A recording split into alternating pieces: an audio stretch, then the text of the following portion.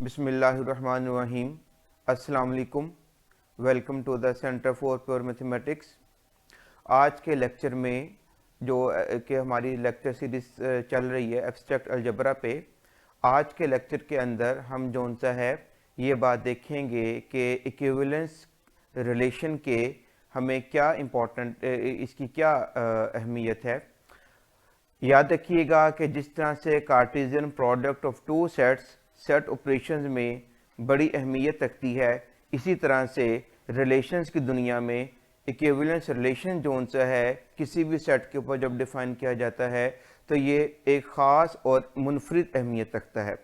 पहली तो बात हमने जिस तरह से आगे भी की थी कि इक्विवेलेंस रिलेशन या जितने भी हमने टाइप्स पढ़े थे इक्विवेलेंस रिलेशन से पहले रिफ्लेक्सिव, सिमेट्रिक, ट्रांजिटिव, यहाँ पर हमने एक बात का जो बगौर जायज़ा ले लिया था कि ये तमाम की तमाम डिफाइनिंग जोन सी होनी है ये बाइनरी रिलेशंस के ऊपर है, यानी कि हमारी गुफ्तगू में एक ही सेट जोन से होगा वो अंडर डिस्कशन होगा। और इक्विवेलेंस रिलेशन से मुराद हमने क्या ली थी कि एक ऐसा रिलेशन जिसके अंदर तीन बातें एक साथ आ जाएं, रिफ्लेक्सिव, सिमेट्रिक और ट्रांजिटिव।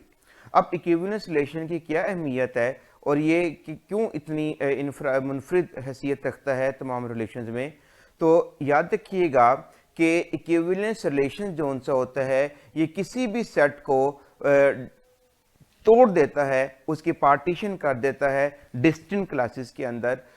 और पार्टीशन से हमने क्या मुराद ली हुई थी कि किसी सेट को उसके सबसेट्स में इस तरह से तोड़ दिया जाए या इस तरह से लिख दिया जाए कि उन तमाम को जो यूनियन है वो हमारे पास होल सेट आ जाए और उन तमाम में कोई चीज़ भी कॉमन ना आए। और यही एक ऐसा रिलेशन है जो सबसे ज़्यादा पावरफुल रिलेशन है रिलेशंस की दुनिया में, जो कि हमारे लिए इंतहाई आसानियाँ पैदा कर देता है मज़ीद अलजब्राइक स्ट्रक्चर्स को स्टडी करने के हवाले से।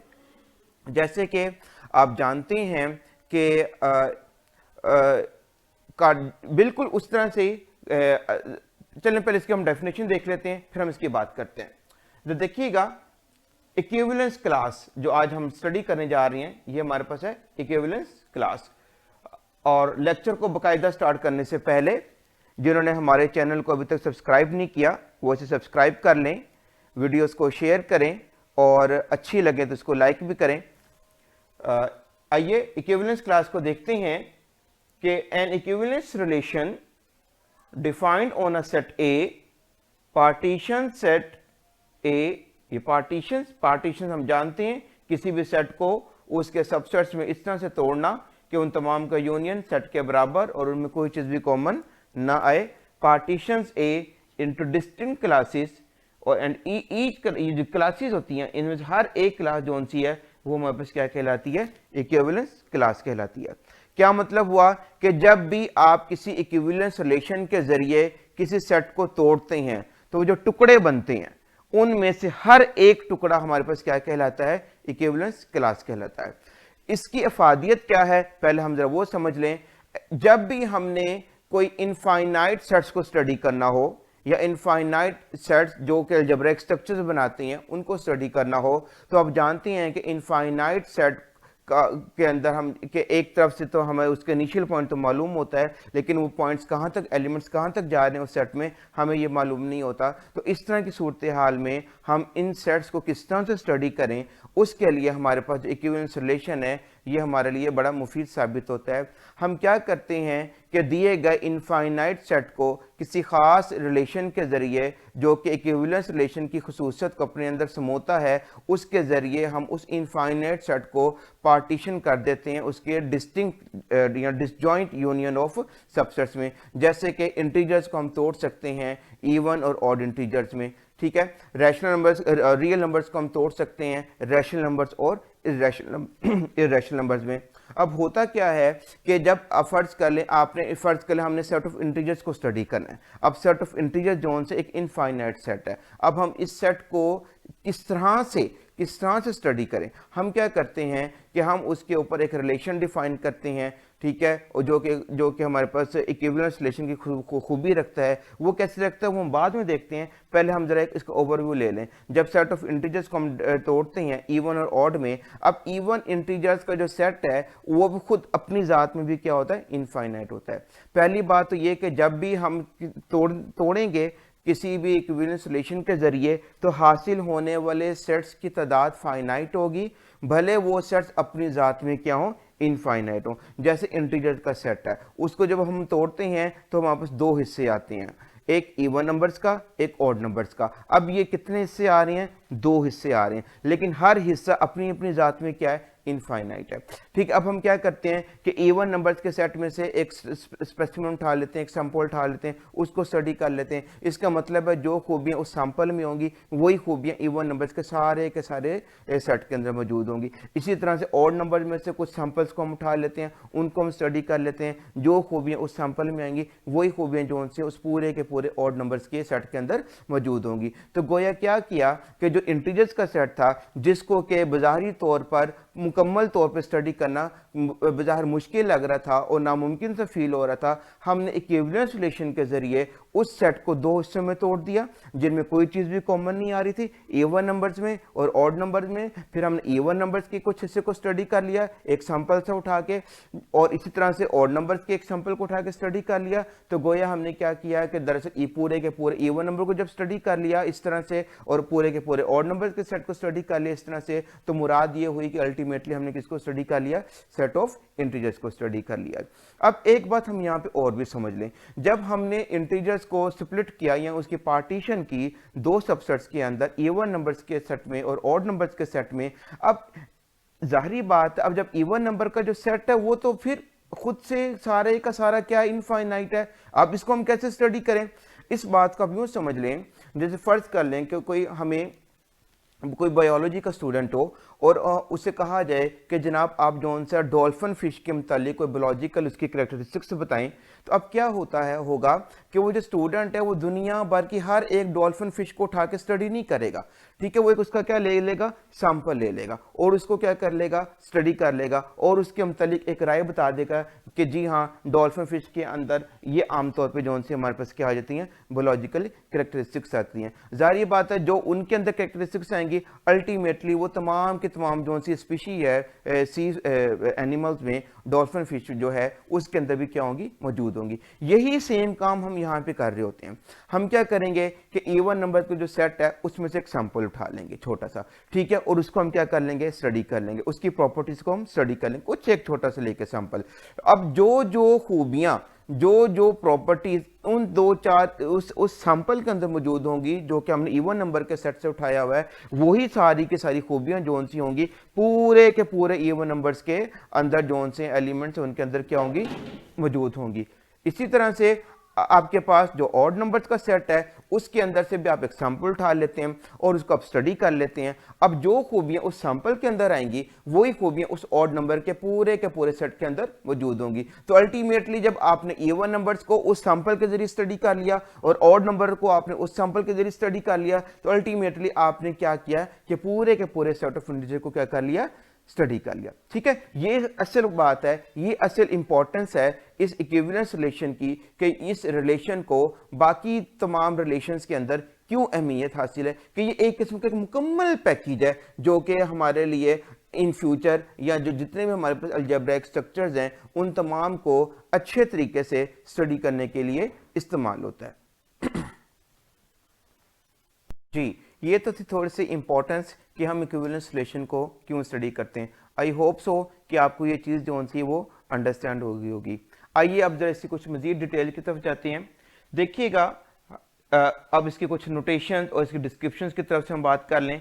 पहले हम बात क्या कर रहे हैं, किसी एलिमेंट ए जो कि कैपिटल ए से लिया जाए, अगर let A small A belongs to capital A, कि अगर हम सेट ए में से कोई एलिमेंट स्मॉल ए लेते हैं तो यहाँ से जो इसकी इक्विवेलेंस क्लास बनाई जाती है उसको हम किससे डिनोट करते हैं, सी के नीचे सबस्क्रिप्ट में ए लिखते हैं। सी स्टैंड्स फॉर क्लास क्लेवियन के लिए, ठीक है, सॉरी कॉन्जुगेट इक्विवेलेंस क्लास के लिए आ जाता है, और स्क्वायर ब्रैकेट के अंदर भी हम इसको लिखते हैं स्मॉल a के साथ, ठीक है। इसके बाद अगर हम इसको मजीद डिफाइन करें, इक्विवेलेंस क्लास ऑफ a को हम डिफाइन कैसे करते हैं, एक सेट आता है, सेट के अंदर हम क्या लिख रहे हैं, small x belongs to capital A such that कि ये एलिमेंट x जो है रिलेट कर रहा है सेट A के साथ, सॉरी एलिमेंट A के साथ। क्या मतलब हुआ कि इक्विवेलेंस क्लास ऑफ A में सेट A के वो तमाम एलिमेंट शामिल कर दिए जाएंगे कि जो कि एलिमेंट A के साथ क्या करते हैं, रिलेट करते हैं। यानी कि जो जो एलिमेंट, जो जो खूबियां एलिमेंट A के अंदर होंगी, उस तरह की खूबियों वाले जितने एलिमेंट्स भी सेट A के अंदर मौजूद होंगे, हम उन तमाम के तमाम एलिमेंट्स को उठा के कहाँ डाल देंगे, इस सेट के अंदर शामिल कर देंगे। इसी तरह के फर्ज कर लें, अगर हम कोई एलिमेंट B लेते हैं सेट A से और उसकी हम इक्विवेलेंस क्लास बनाते हैं, तो अब क्या होगा कि इसकी इक्विवेलेंस क्लास से मुराद क्या होगी कि सेट A के उन तमाम एलिमेंट्स को हम इसमें शामिल कर देंगे जो कि उन्हीं तमाम प्रॉपर्टीज को अपने अंदर समोते होंगे जो प्रॉपर्टीज किसके अंदर होंगी, एलिमेंट बी के अंदर होंगी। और इस तरह से बात जो सी आगे चलती जाएगी। तो अल्टीमेटली क्या होगा कि सेट ए के जो तमाम के तमाम एलिमेंट्स हैं, सेट ए के जो तमाम के तमाम एलिमेंट्स हैं, वो फाइनाइट नंबर ऑफ क्लासेस में क्या हो जाएंगे, डिस्ट्रीब्यूट हो जाएंगे। फाइनाइट नंबर ऑफ क्लासेस में डिस्ट्रीब्यूट हो जाएंगे, मतलब है कि वो फाइनाइट सबसेट्स मिलेंगे। फाइनाइट सबसेट से मुराद है फाइनाइट नंबर ऑफ सबसेट्स मिलेंगे। हाँ, अलबत्ता वो सबसेट अपनी जात में बेशक इनफाइनाइट हो जाए, हमें उससे गरज नहीं है। और इस तरह से हम क्या करते हैं, उस पूरे के पूरे सेट को क्या कर लेते हैं, स्टडी कर लेते हैं। इसी तरह से एक्स नंबर 3 पर देखिएगा, एक जो टिल्डा का साइन है, बेसिकली हम एक इक्विवेलेंस रिलेशन के लिए इस्तेमाल कर रहे हैं। इट मींस दैट कि element x is related to element a under some specific relation के। इस सिंबल से हम मुराद क्या लेंगे कि ये बेसिकली हम जोड़ने के लिए हम इस्तेमाल कर रहे हैं कि जो एलिमेंट x है कैपिटल A में से जो लिया जा रहा है, वो एलिमेंट a के साथ क्या कर रहा है, रिलेट कर रहा है अंडर सम स्पेसिफिक रिलेशन। ठीक है, आइए अब जरा इसके हम कुछ एग्जांपल्स देखते हैं। एग्जांपल्स की तरफ हम आते हैं और ये पहली बड़ी इंपॉर्टेंट एग्जांपल है, इसको जरा आप थोड़ा सा समझने की कोशिश कीजिएगा। हम देखना चाह रहे हैं z जो कि सेट ऑफ इंटीजर है, इसकी इक्विवेलेंस क्लासेस के लिए हम कैसे मूव करेंगे। हम क्या कह रहे हैं कि let m be a fix positive integer, कि m हमारे पास कोई एक फिक्स पॉजिटिव इंटीजर है। हम एक रिलेशन डिफाइन कर रहे हैं, a और b ओबीसी z के एलिमेंट हैं, इसके अंदर इंटीजर्स हैं, पॉजिटिव भी हो सकते हैं, नेगेटिव भी हो सकते हैं।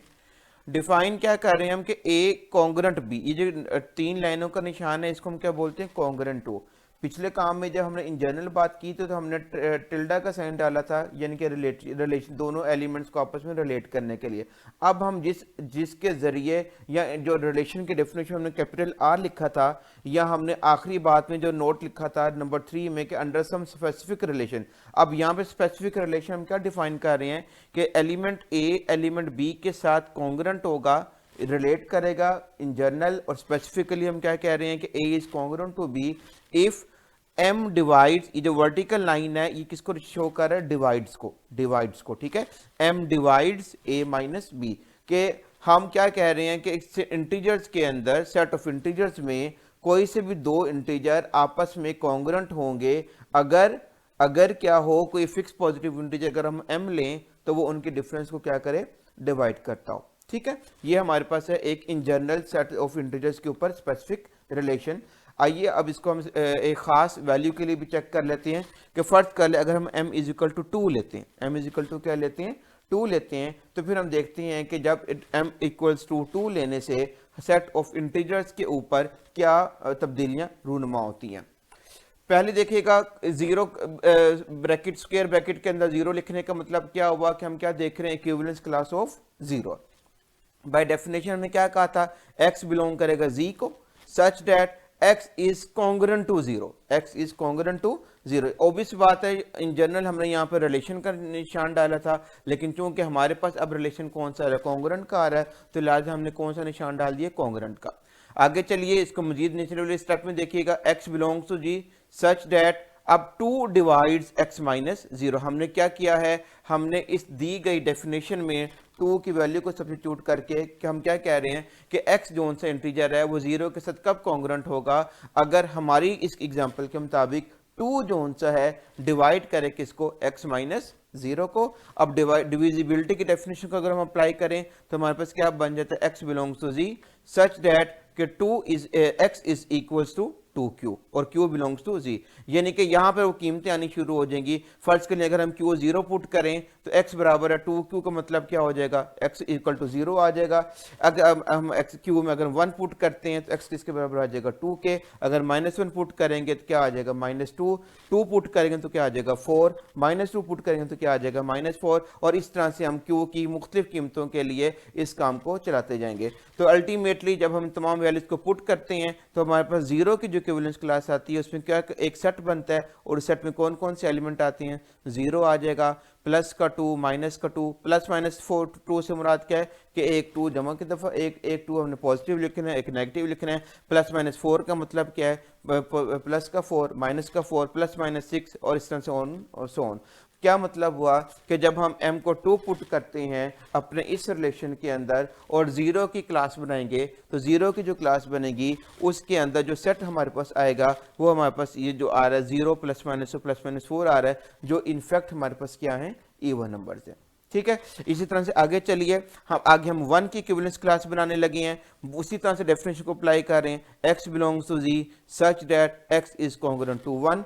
ठीक है, निचले स्टेप में जब हम इसकी कॉन्ग्रुएंट की डेफिनेशन को अप्लाई कर रहे हैं तो हम क्या कह रहे हैं कि हमारे पास क्या आना चाहिए कि 2 डिवाइड करे किसको, x माइनस 1 को, और जो डिविजिबिलिटी की डेफिनेशन थर्ड लास्ट स्टेप में हम अप्लाई कर रहे हैं तो हमारे पास क्या आ रहा है, x बराबर है किसके 2q प्लस 1 के, 2q प्लस 1। अब फिर वही बात, q को 0 पुट करेंगे तो आपके पास 1 आ जाएगा, और इस तरह से आप q के डिफरेंट q को 1 पुट करेंगे तो 3 आ जाएगा, और इस तरह से आप अगर q की डिफरेंट वैल्यूज के लिए हमारे पास 1 की इक्विवेलेंस क्लास हासिल होती जाएगी। और अल्टीमेटली जो 1 की इक्विवेलेंस क्लास हासिल हो रही है वो हमारे पास क्या आ रही है, एक सेट आ रहा है जिसके अंदर एलिमेंट्स कौन से आ रहे हैं, plus minus 1, plus minus 3, plus minus 5 to so on, यानी कि ये क्या आ रहे हैं, ऑड नंबर्स आ रहे हैं।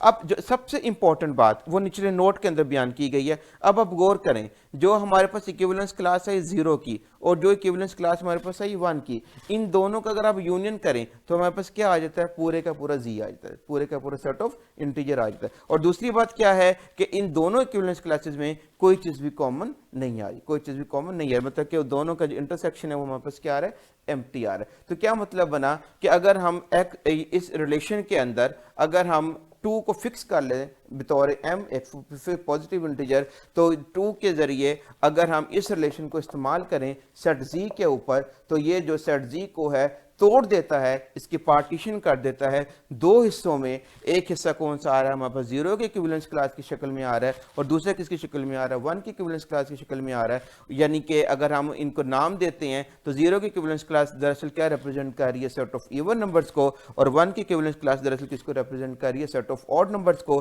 तो आप देख सकते हैं कि इन दोनों में कोई चीज़ भी कॉमन नहीं है, जो कि नीचे हमने नोट के अंदर भी बयान किया है कि इनका जो यूनियन है वो हमारे पास क्या आ रहा है, सेट ऑफ इंटीजर्स के बराबर आ रहा है, और जो इनके इंटरसेक्शन है वो हमारे पास क्या आ रहा है, एम्प्टी आ रहा है। अब आप इसमें से कोई सा भी एलिमेंट ले लें, ठीक है, और उसके इस रिलेशन के जरिए आप ऑपरेट करेंगे तो भी जवाब आपके पास यही आएगा, तो भी जवाब आपके पास यही आएगा। अगर आपने m को 2 फिक्स किया हुआ है, ठीक है, अगर आप 4 की इक्विवेलेंस क्लास बनाएंगे तो भी जवाब कौन सा आएगा, 0 की इक्विवेलेंस क्लास वाला जवाब आएगा। आप फर्ज करें कोई 5 की इक्विवेलेंस क्लास बनाना चाह रहे हैं, हमने तो 2 क्लासेस बनाई है ना, 0 की क्लास और 1 की क्लास। अब आप कहेंगे इंटीजर्स के बाकी इंटीजर्स को हमने क्यों नहीं स्टडी किया, तो इसका आसान सा मेथड बता रहा हूं कि चूंकि इक्विवेलेंस रिलेशन है, इक्विवेलेंस रिलेशन का मतलब है कि सिमेट्रिक भी है और ट्रांजिटिव भी है। मतलब ये है कि अगर 0 की इक्विवेलेंस क्लास में जो जो एलिमेंट आ रहे हैं वो ऑटोमेटिकली सारे के सारे आपस में रिलेटेड है, सारे के सारे आपस में क्या है, रिलेटेड है। इसलिए हमें उन एलिमेंट्स को स्टडी करना है जो इस सेट के अंदर शामिल नहीं है। मिसाल के तौर पर अगर आप 4 की इक्विवेलेंस क्लास बनाएंगे तो कोई मुख्तलिफ जवाब नहीं आने लगा, जवाब कौन सा आएगा आपके पास, 0 की इक्विवेलेंस क्लास वाले जवाब आएगा। ठीक है, तो इसका आसान मेथड मैंने क्या बताया आपको कि जोन सा एलिमेंट उस सेट का हिस्सा बन जाए, उस सेट का हिस्सा बन जाए, आपने उस एलिमेंट के लिए कोई इक्विवेलेंस क्लास नहीं बनानी, उसके अलावा जो एलिमेंट है उनके लिए इक्विवेलेंस क्लास बनानी है। यही वजह है कि जब हमने 0 की इक्विवेलेंस क्लास बनाई तो उसमें हमारे पास एलिमेंट्स कौन से आ रहे थे, 0 प्लस माइनस 2 प्लस माइनस 4, यानी कि फर्स्ट मिसिंग इंटीजर कौन सा था, 1 था, लिहाजा नीचे हमने 1 की इक्विवेलेंस क्लास बना ली। पहले जब 1 की इक्विवेलेंस क्लास बनाई है तो उसमें हमारे पास क्या आएंगे, plus minus 1, plus minus 3, plus minus 5 to so on. इसका मतलब क्या हुआ, अगर हम गौर करें इन दोनों क्लासेस के ऊपर ऊपर, 0 के इक्विवेलेंस क्लास के ऊपर और 1 के इक्विवेलेंस क्लास के ऊपर। तो यहाँ से हमें क्या मालूम पड़ रहा है कि 0 के इक्विवेलेंस क्लास दरअसल हमें क्या रिप्रेजेंट कर रहा है, सेट ऑफ इवन नंबर्स को, और 1 के इक्विवेलेंस क्लास क्या रिप्रेजेंट कर रहा है, सेट ऑफ ऑड नंबर्स को। और जो दोनों का यूनियन है वो आपस में किसके बराबर आ रहा है, जी के बराबर आ रहा है, और इनमें कोई चीज़ भी कॉमन नहीं आ रही, यानी कि इनके इंटरसेक्शन जो है वो क्या एम्प्टी है। इसी तरह से अगर हम फर्ज कर लें, हमने यहाँ पे m इक्वल टू 2 रखा, अगर हम यहाँ पे m इक्वल टू 3 रखते तो हमारे पास सेट ऑफ इंटीजर्स की 3 क्लासेस आनी थी। अगर हम m इक्वल टू 4 रखते तो हमारे पास, यानी कि ये इस m के ऊपर डिपेंड करता है, अगर इस m को हम कितनी कीमत दे रहे हैं। फर्ज कर लें अगर हम n के अंदर फर्ज कर लें हम 10 कीमत रखते तो हमारे पास सेट ऑफ इंटीजर्स की जो पार्टीशंस होनी थी वो कितने डिफरेंट सेट्स में होनी थी, 10 सेट्स के अंदर होनी थी। क्योंकि हमने m इक्वल टू 2 रखा है तो हमने इसके अंदर क्या किया है, 2 सेट्स बन गए। ठीक है, अब आप लोगों के लिए होमवर्क ये है कि आपने m को फिक्स करना है 5 पर और 10 के ऊपर, और आपने इन दोनों के लिए जो उनसी इसकी क्या बनानी है, इक्विवेलेंस क्लासेस बनानी है z के लिए। अब अगली एग्जांपल में, और ये दोनों एग्जांपल जो हम करने लगे हैं ये बहुत इंपॉर्टेंट हैं। मेन थीम क्या है कि दिए गए सेट और रिलेशन से हम ये देखना चाह रहे हैं कि रिलेशन को देखकर हम सेट ए की या दिए गए सेट की पार्टीशंस को ज़रा ऑब्जर्व करें। जरा देखिएगा, ये जो कैपिटल आर यहाँ पे रिलेशन सेट ए जो है हमारे पास 1 2 3 4, ये एक रिलेशन आर दिया हुआ है, 1 1 का पेयर, 2 2 का पेयर, 1 3 3 1 का पेयर और 3 3 का पेयर और 4 4 का पेयर। अब ये एक इक्विवेलेंस रिलेशन है, ठीक है, ये एक इक्विवेलेंस रिलेशन है, ठीक है। इसकी ये रिफ्लेक्सिव भी है, सिमेट्रिक भी है और ट्रांजिटिव भी है। अब हम यहाँ से ये देखने लगे हैं कि ये रिलेशन जोन सा है किस तरह से जोन सा सेट ए की पार्टीशंस को फॉर्म कर रहा है। अब जरा गौर कीजिएगा, हमने क्या करना है, रिलेशन में आर में ये देखना है कि कौन से वाला इंटीजर किस इंटीजर के साथ रिलेटेड है। 1 1 के पेयर से पता चल रहा है 1 इज रिलेटेड टू 1, 2 2 का पेयर क्या बता रहा है, 2 इज रिलेटेड टू 2, 1 3 क्या बता रहा है, 1 इज रिलेटेड टू 3। अब सिमेट्रिक होने के लिए अगर 1 3 से रिलेट कर रहा है तो 3 किससे रिलेट करना चाहिए, 1 से, वो पेयर भी मौजूद है, 3 इज रिलेटेड टू 1। अगला पेयर क्या बता रहा है, 3 इज रिलेटेड टू 3, और 4 4 का पेयर हमें क्या बता रहा है, 4 इज रिलेटेड टू 4। अब जरा देखिएगा, बड़ी इंटरेस्टिंग सी बात है, ये किस तरह से सूरत हाल बन रही है। देखिएगा, 1 और 1 1 का पेयर, 3 3 का पेयर, ठीक है, और 1 3 का पेयर और 3 1 का पेयर, ये चारों पेयर्स मिलाकर एक अलहदा से रिलेशन बना रहे, एक अलहदा से इक्विवेलेंस क्लास बना रहे हैं। जैसे मैंने लिखा C1 की इक्विवेलेंस क्लास किसके बराबर लिखी है, 1 3 का सेट, 1 3 का सेट। क्यों, हमने क्या पढ़ा था कि सेट की किसी एलिमेंट की इक्विवेलेंस क्लास में कौन से एलिमेंट आएंगे जो उसके साथ क्या करें, रिलेट करें। क्योंकि आर में कोई ऐसा पेयर मौजूद नहीं है जो 1 2 का पेयर मौजूद हो। 1 2 का पेयर अगर होता तो इसका मतलब था 1 इज रिलेटेड टू 2, इसका मतलब था 2 1 से रिलेट कर रहा है। क्योंकि इस आर में ऐसा कोई पेयर मौजूद नहीं है, और ना ही 1 4 के दरमियान कोई रिलेशन मौजूद है, 1 4 का कोई पेयर मौजूद है। इसका मतलब क्या हुआ कि ये जो हमारे पास आर गिवन है, इस आर में 1 का जो ताल्लुक है ना वो 2 के साथ जुड़ा हुआ है, ना किसके साथ जुड़ा हुआ है, 4 के साथ जुड़ा हुआ है। तो किसके साथ जुड़ा हुआ है, 3 के साथ जुड़ा हुआ है। तो लिहाजा हमने C1 में वो एलिमेंट लिख दिया, 1 ने तो आना ही आना है, रिफ्लेक्टिव है। 1 1 का पेयर क्या बता रहा है, 1 इज रिलेटेड टू 1, ठीक है, और 3 भी आना ही आना है, क्योंकि 3 इज रिलेटेड टू 3 भी है और 3 इज रिलेटेड टू 1 भी है। इसका मतलब क्या हुआ कि C1 की जो इक्विवेलेंस क्लास है उसमें 2 एलिमेंट आएंगे, 1 और 3। मैं इस प्रोसेस को रिपीट कर रहा हूँ, बहुत इंपॉर्टेंट प्रोसेस है कि आपने दिए गए रिलेशन को देखकर वहां से पार्टीशन कैसे करनी है। आपने ये देखना है कि कौन से वाला पेयर किसके साथ रिलेट कर रहा है। पहले आपने ये तसल्ली कर लेनी है कि दिया गया रिलेशन वाकईतन इक्विवेलेंस रिलेशन है या नहीं। तो ये वाला जो रिलेशन है ये रिफ्लेक्सिव भी है, सिमेट्रिक भी है। रिफ्लेक्सिव क्यों है, क्योंकि सेट ए का हर एलिमेंट अपने आप से रिलेट कर रहा है, यानी कि 1 1 का पेयर, 2 2 का पेयर, 3 3 का पेयर और 4 4 का पेयर मौजूद है। सिमेट्री क्यों है, हमने क्या पढ़ा था कि व्हेन एवर ए रिलेट करे बी को तो देन बी रिलेट करे ए को। तो यहाँ पर आप देख सकते हैं कि व्हेन एवर वाली बात किसके लिए फुलफिल हो रही है, 1 3 के पेयर के लिए, ठीक है, 1 3 के लिए फुलफिल हो रही है। तो इसके लिए कौन सा पेयर मौजूद होना चाहिए, 3 1 का मौजूद होना चाहिए, तो वो मेरे पास मौजूद है। इसका मतलब ये हुआ इसके अलावा कोई और पेयर यहाँ पे ऐसा मौजूद नहीं है जहाँ पर ए बी से रिलेट करे अकॉर्डिंग टू डेफिनेशन, तो लिहाजा किसी और पेयर को देखने की जरूरत नहीं है। तो लिहाजा हमारे पास ये क्या बन जाएगा, सिमेट्रिक बन जाएगा। और ट्रांजिटिव ऑब्वियसली आप देख सकते हैं कि यहाँ पर इफ वाली बात कहीं पूरी नहीं हो रही है तो हम ऑटोमेटिकली कह देंगे कि ये क्या हमारे पास ट्रांजिटिव है बाय डिफॉल्ट, जो आसान जुबान में मैं बात कर रहा हूँ। तो लिहाजा ये आर हमारे पास क्या हो गया, इक्विवेलेंस रिलेशन हो गया। अब यहाँ से हम वो देखने लगे हैं कि किस तरह से हम एक ही पार्टीशंस को ऑब्जर्व कर सकते हैं। तो मैंने क्या बताया आपको कि आपने उन पेयर्स को अलग कर लेना है जो आपस में रिलेट कर रहे हैं, जैसे कि 1 और 3 जो 1-1 का पेयर और 3-3 का पेयर, और इनके लिए कौन सा पेयर मौजूद है 1-3 का और 3-1 का मौजूद है। तो लिहाजा ये हमारे पास क्या बन जाएगा, ये 1 और 3 जोन से किस क्लास में आ जाएंगे, 1 की इक्विवेलेंस क्लास में आ जाएंगे। अब चाहे आप C1 लिख लें या C3 लिख लें, कोई फर्क नहीं पड़ता। तो हमने C1 की इक्विवेलेंस क्लास में क्या लिख लिया, 1 और 3। अब 1 और 3 तो आ गए। अब A के कितने एलिमेंट रह गए, A में 4 एलिमेंट थे, 1 2 3 4। 1 और 3 तो चले गए C1 में, पीछे क्या रह गए 2 और 4। अब 2 के लिए देखते हैं, C2 बनाते हैं। जब हमने वापस R की तरफ देखा तो हमें एक पेयर मिलता है जिसमें 2 जोन है, वो 2 से क्या कर रहा है, रिलेट कर। इसके अलावा कोई और पेयर ऐसा मौजूद नहीं है जिसमें 2 की इन्वॉल्वमेंट शामिल हो। तो लिहाजा C2 की इक्विवेलेंस क्लास में अकेला क्या आ जाएगा, सिंगलटन 2 आ जाएगा। ऐसे ही C4 के लिए जब अब एक ही एलिमेंट पीछे रह गया, क्योंकि एक 4 एलिमेंट थे, 1 2 3 4। 1 और 3 जोन से थे वो C1 में चले गए हैं, 2 जोन से किस में चला गया, C2 में चला गया, पीछे क्या रह गया 4। तो आप रिलेशन से भी देख सकते हैं कि 4 सिर्फ और सिर्फ अपने आप से रिलेट कर रहा है, किसी और एलिमेंट से इसके अंदर इस रिलेशन के अंदर रिलेट नहीं कर रहा। तो लिहाजा जो 4 की इक्विवेलेंस क्लास बनेगी वो भी सिंगलटन सेट बनेगी, और उसमें क्या आ जाएगा, सिर्फ और सिर्फ 4 आ जाएगा। तो आप गौर कर सकते हैं कि C1 C2 और C4 का यूनियन जोन हमारे A के बराबर आ रहा है, और इन तीनों में कोई चीज भी कॉमन नहीं आ रही। इसका मतलब क्या हुआ कि इस रिलेशन R के जरिए हम सेट A को इन 3 इक्विवेलेंस क्लासेस के अंदर क्या कर सकते हैं, स्प्लिट कर सकते हैं, या इनकी हम पार्टीशन को डिफाइन कर सकते हैं। एक और इंपॉर्टेंट बात आपको यहां मैं बताते चलूं, जो हम नेक्स्ट एग्जांपल के अंदर स्टडी भी करेंगे, कि जब भी हम किसी दिए गए इक्विवेलेंस क्लास से दिए गए इक्विवेलेंस रिलेशन से किसी दिए गए सेट की पार्टीशन करते हैं, तो पार्टीशन करते हुए हर एक हिस्सा जो कि यहां पे हमें नजर आ रहा है, ये भी दरअसल एक इक्विवेलेंस क्लास ही बनाता, एक इक्विवेलेंस रिलेशन ही बनाता है। ये भी दरअसल एक इक्विवेलेंस रिलेशन ही बनाता है। आइए जरा इस एग्जांपल में इस बात को भी जरा हम ऑब्जर्व करते हैं कि फर्ज कर लें सेट एक्स हमारे पास है, a little b little c। यहां से हमने एक इक्विवेलेंस रिलेशन बनाया। आप गौर कर सकते हैं, लिटिल a को हमने a से रिलेट किया, b को हमने b से, c को हमने c से, और आखिरी 2 पेयर्स क्या बता रहे हैं, b c और c b का पेयर।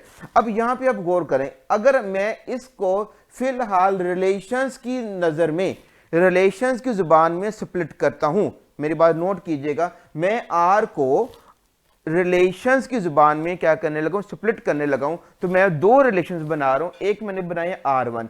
R1 से क्या मुराद है, मैं उन R में से उन ऑर्डर पेयर्स को अलग करने लगा हूं जो कि एक दूसरे से रिलेट करें, जो कि एक दूसरे से क्या करें, रिलेट करें। तो अगर हम R के ऊपर गौर करें तो लिटिल a का जो पेयर है वो किसके साथ बन रहा है, लिटिल a के साथ बन रहा है। मतलब ये है कि लिटिल a से लिटिल a ही के साथ क्या कर रहा है, रिलेट कर रहा है। इसके अलावा इस R के अंदर कोई और ऐसा पेयर शामिल नहीं है जिसमें कोई x का एलिमेंट लिटिल a के साथ क्या कर रहा हो, रिलेट कर रहा हो। तो R1 में सिर्फ और सिर्फ a की पेयर आ जाएगा, a का पेयर। ठीक है, अब R2 बनाते हैं। अब R2 में चूंकि x में से हमने लिटिल a को स्टडी कर लिया, अब x से कितने एलिमेंट रहेंगे, पीछे b और c रह गए। अब हम R में से देखते हैं कि अगर हम लिटिल b को शुरू करते हैं तो लिटिल b के साथ कौन कौन से एलिमेंट्स जो उनसे रिलेट हो रहे हैं। तो आप देख सकते हैं कि इसके अंदर 4 पेयर्स आपके पास आ रहे हैं, b is related to b, c is related to c, और b c का पेयर और c b का पेयर।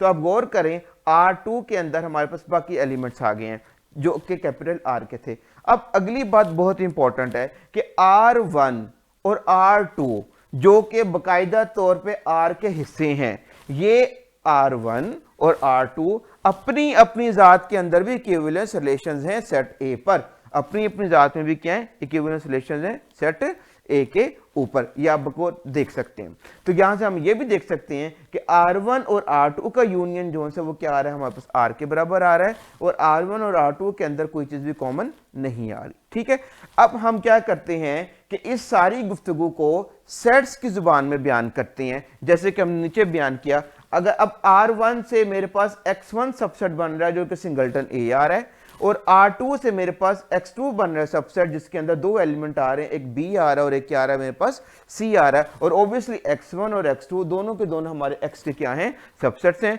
और आप नोट कर सकते हैं कि X1 और X2 का जो यूनियन है वो X के बराबर आ रहा है, और इन दोनों में कोई चीज भी कॉमन नहीं आ रही। तो आई होप सो कि हमने ये जो चीज़ आज की है ये आपको अंडरस्टैंड हुई है। इस मुतालिक अगर क्वेश्चन हो तो आप मुझसे ज़रूर वो पूछ सकते हैं कमेंट बॉक्स में, मैं इंशाल्लाह उसको अच्छे तरीके से रिप्लाई करने की कोशिश करूँगा। चलते चलते एक दफ़ा मैं इस बात को समराइज़ कर दूं कि हमने आज इक्विवेलेंस रिलेशन की इंपॉर्टेंस को दो अंदाज में देखा। एक तो हमने स्ट्रेट वे देखा कि अगर हम किसी सेट के ऊपर कोई स्पेसिफिक रिलेशन डिफाइन कर दें तो वो जो से हमारे दिए गए, और अगर वो इक्विवेलेंस रिलेशन बन जाता है तो वो हमारे दिए गए सेट की क्या कर देता है, पार्टीशन कर देता है। और पार्टीशनिंग से हासिल होने वाले जो टुकड़े होते हैं उन्हें हम क्या कहते हैं, इक्विवेलेंस क्लासेस कहते हैं, जिसकी हमने एग्जांपल देखी थी सेट ऑफ इंटीजर्स के लिए, जब हमने फिक्स इंटीजर किया 2 के लिए, और हमने देखा कि हमारे पास सेट ऑफ इंटीजर्स की दो इक्विवेलेंस क्लासेस बनती हैं, एक इवन नंबर्स की शक्ल में और एक ऑड नंबर्स की शक्ल में। अब जो यहां हमने दो एग्जांपल स्टडी किए हैं, इनके अंदर हमने जो अगली बात इंपॉर्टेंट नोट की है वो ये कि अगर कोई इक्विवेलेंस रिलेशन में दिया गया हो किसी सेट के ऊपर, तो वहां से हम जो सा है सेट की पार्टीशन को कैसे अप्रोच करते हैं, इस बात को हमने समझने की कोशिश की है। जैसे कि एग्जांपल 2 में हमने देखा था कि हमने यहां से दिए गए इक्विवेलेंस रिलेशन से हमने 3 तरह की इक्विवेलेंस क्लासेस बनाई, C1 बनाई।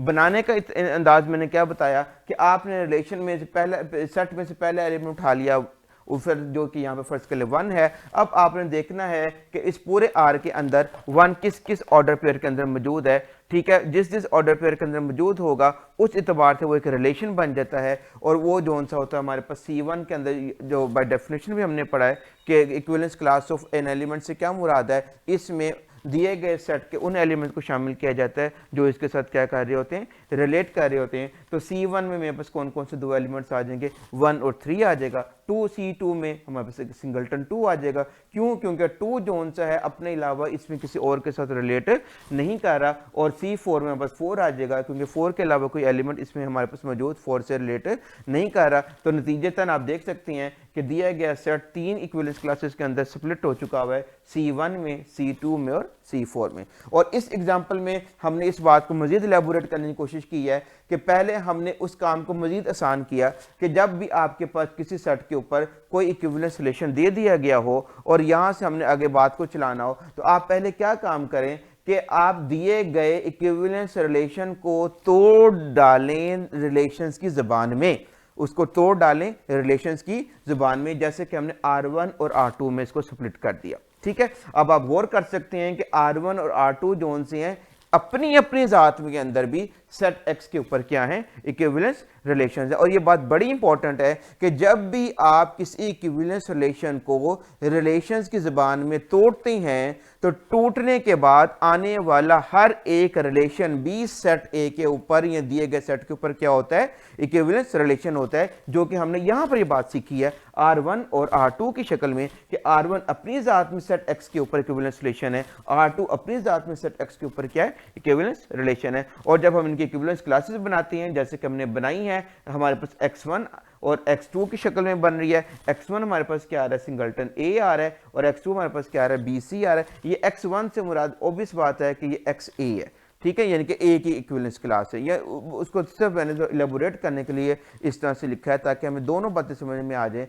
तो आप यहाँ पर CA भी बना सकते हैं और CB भी बना सकते हैं, जैसे कि हमने यहाँ पर बनाया है, कोई हर्ज की बात नहीं है। जहाँ पर मैंने X1 लिखा है यहाँ पर आप CA लिख सकते हैं, जहाँ पर मैंने X2 लिखा है वहाँ पर आप CB लिख सकते हैं। और वो भी ये भी अंदाज ठीक है हमारे पास, और ये अंदाज भी हमारे पास क्या है, ठीक है। तो इस तरह से हम जो सा है इक्विवेलेंस रिलेशंस के जरिए दिए गए सेट की क्या कर देते हैं, पार्टीशन कर देते हैं। और मकसद क्या होता है कि इनफाइनाइट स्ट्रक्चर्स को स्टडी करने के लिए हमारा ये जो रिलेशंस है रीढ़ की हड्डी की हैसियत रखता है, और इसके जरिए जो सा है हम अपनी गुफ्तगू को आसान बना लेते हैं, ठीक है। होप्स हो कि आपको ये बातें समझ आई होंगी। अगर इस हवाले से कोई क्वेश्चन हो तो मुझसे ज़रूर पूछिएगा, इंशाल्लाह उसको मैं अच्छे तरीके से रिप्लाई करने की कोशिश करूँगा। Thank you.